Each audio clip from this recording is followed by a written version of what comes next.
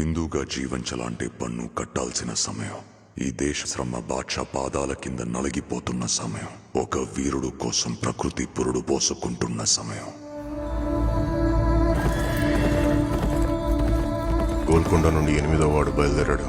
వాడు ప్రాణాలతో ఢిల్లీ చేరుకోకూడదు.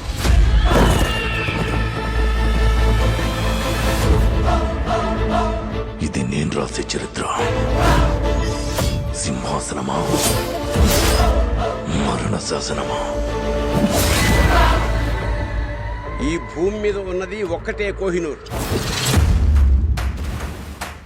దాన్ని కొట్టి తీసుకురావడానికి తిరుగులేని రామబాణం కావాలి.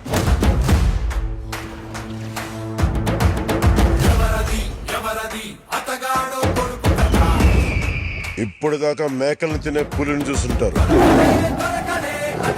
ఇప్పుడు పులుల్ని వేటాడే బెబ్బుల్ని చూస్తారు.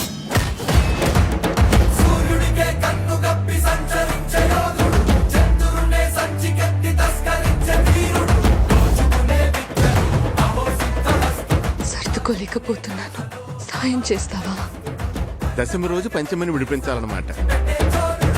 నేను రావాలని చాలా మంది ఆ దేవుడికి దండం పెట్టుకుంటా ఉంటారు, కానీ నేను రాకూడదని మీరు చూస్తున్నారు. వినాలి, వీరములు చెప్పింది వినాలి.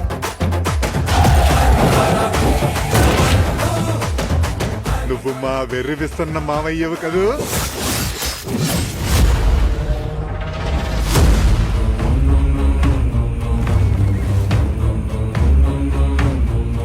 హిందూ దేశం మీద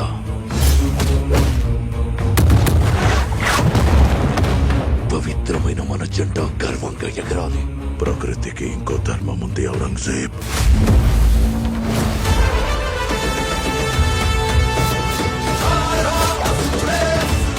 ఇది క్రూర మృగాలు తిరిగే చోటు.